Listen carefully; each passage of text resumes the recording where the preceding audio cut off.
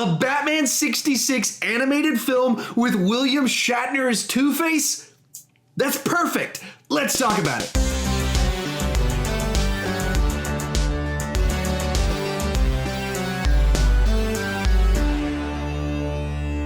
So Batman vs. Two-Face is a sequel to last year's Batman Return of the Caped Crusader. Here, Hugo Strange attempts an experiment to extract all the evil out of some of our favorite members of Batman's rogues gallery, but when the experiment goes wrong, Harvey Dent is exposed to the evil gas within it, turning him into Two-Face and releasing him on Gotham. That is our setup in the pre-credit sequence of this movie, and it leads to a wacky 1966 version of Batman taking on Two-Face, and it's a lot of fun, though the story has some problems all along the way. So let's talk about the positives. Right off the bat, it's just a fun world to be in, especially without the constraints of a 60s budget. They can just go all out with Batman 66's world with Adam West, Burt Ward in there, and just have a lot of fun because it's so campy, cheesy, corny fun, and it's supposed to be, and it lives up to its predecessor in the series that came before it, the many comics that have come before it, and its legacy, and just the fun of being in this world. Then from there, you got to talk about the voice cast. Of course, Adam West is great as this version of Batman, this virtuous, almost naive take on Batman and the campiness that goes along with it, along with, Burt Ward, of course, returning. They, of course, have wonderful chemistry, and 50 years later, they've still got it, and it's fun to see them not on screen, but voicing and bringing it to the screen. But the one you got to talk about with this particular project is getting William Shatner to voice Two-Face. And the way they do this is they animate Harvey Dent to look like 60s William Shatner. Now, William Shatner, he's still got it. He has so much energy, and he's able to kind of bring his A game still when doing some of this stuff. Like I saw him live at a showing of Star Trek II a year ago, and he's old. And so when he's off the cuff at the times, he kind of like was a little bit old manish. But when he hit his groove, he is just as vibrant and energetic and over the top as he ever was. And that's what he brings to this. He's got all that energy he had before. And what's fun about it is that they even play up like 60s William Shatner's over-the-top acting at parts of it in all the best ways to have the fun of what if this had actually happened. If you'd had William Shatner playing Two-Face on Batman 66, you get to see that come to life in all the interesting things you could do with that.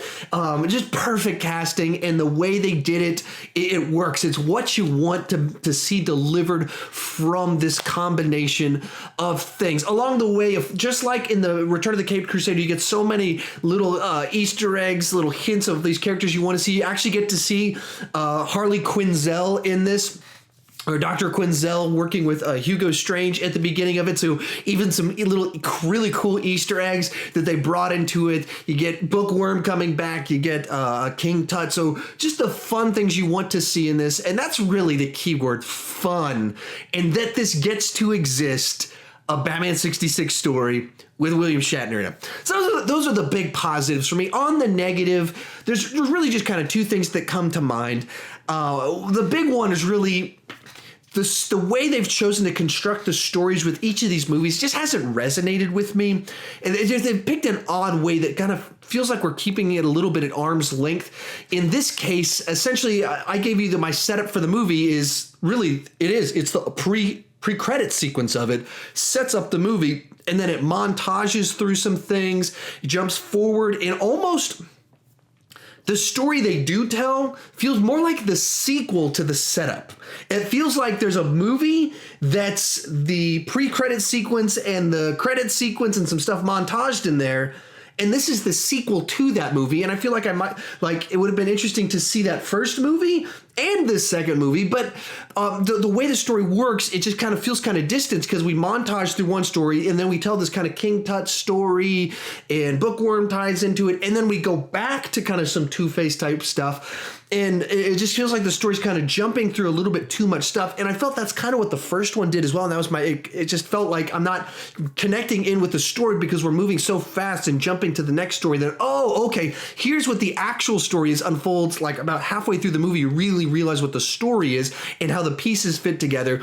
And that didn't really resonate with me particularly well, and just making an engrossing situation where I just feel invested in the story. The way they're telling it doesn't really work for me.